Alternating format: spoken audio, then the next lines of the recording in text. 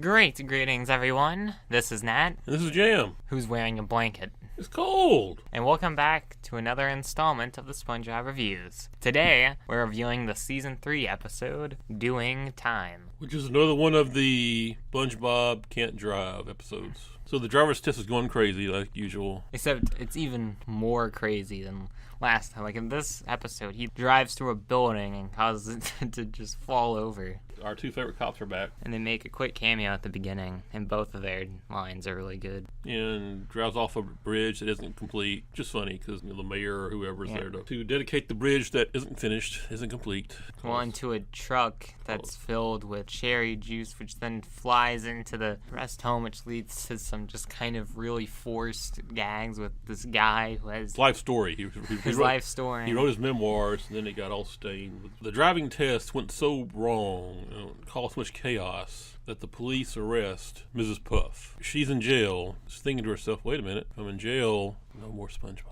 She gets happy. SpongeBob and Patrick, however, decide that they're going to break Mrs. Puff out. They get into prison because they look like rocks. Don't ask. So then there's these scenes of her talking to SpongeBob and Patrick, and the guards don't see SpongeBob and Patrick. They see other things. For the first two times, they're disguised, so it makes sense, but the other two times, especially the clothes hanger part, like that joke just completely misses. But then you start to realize why that is, because the whole thing is in her imagination. Maybe it is, or maybe because then you see her back at the original crash, and then another hallucination, and then you see it again and again and again. So at the end of the episode, you're not sure if any of this actually happened or not. Maybe it happened, maybe it didn't. Could all be just a bad nightmare she's having. However, I feel like the ending's more of a cop-out really than anything else. Get it? And I know that you're going crazy in jail. There's not really that great of foreshadowing other than that they're materials. And plus, we do see SpongeBob and Patrick's perspective of it. SpongeBob and Patrick probably wouldn't be